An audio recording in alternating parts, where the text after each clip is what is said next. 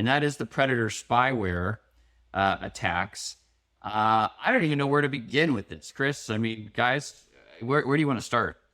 Look, so this is a topic of interest for me. I've been very interested in the Pegasus software from NSO Group ever since I listened to a Darknet Diary on NSO. So this stuff's always been fascinating, especially because they target iPhones, and I think people are notorious for believing that Apple is super secure, a lot better than Android, this, that, and the other thing. But these really sophisticated attacks coming from the likes of NSO Group and the makers of this Predator software, for me, have always kind of been interesting and confusing at the same time, because people will come out and say, "Hey, it's one-click exploit or no-click exploit," and I'm sitting there thinking, "What are you talking about?" Yes. So These are 0 clicks. Yeah, these are the worst of the worst of the worst. You can't get any worse than this.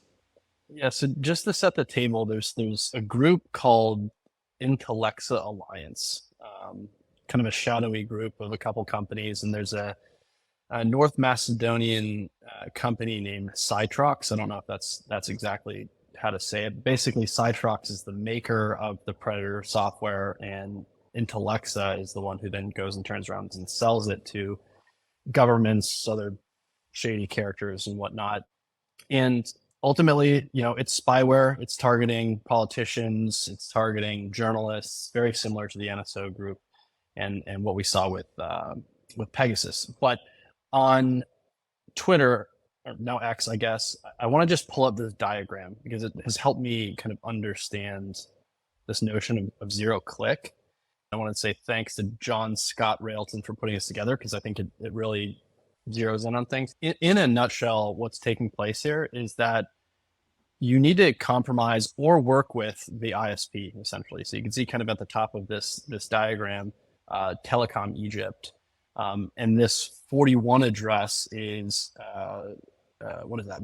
Vodafone Egypt, right? So in the middle of these two, on one side or the other, in terms of being on Telecom Egypt or Vodafone Egypt, there's a injection box that sits between them. So as the target is kind of browsing the internet, they get kind of fed a network injection that points them to this injection middle box, which is what's serving up the malicious spyware onto the victim's device. And so this is just kind of a simple diagram that helped me kind of understand what's going on here. The interesting thing you mentioned was the cost, right? And being able to essentially buy a turnkey solution to start, your own hacking group effectively, right? And the initial pricing I saw, which I believe was from last year, was around 8 million euro all in, which seems like a heck of a deal considering all of the malicious, nasty things that you could do to potentially earn your income back, right?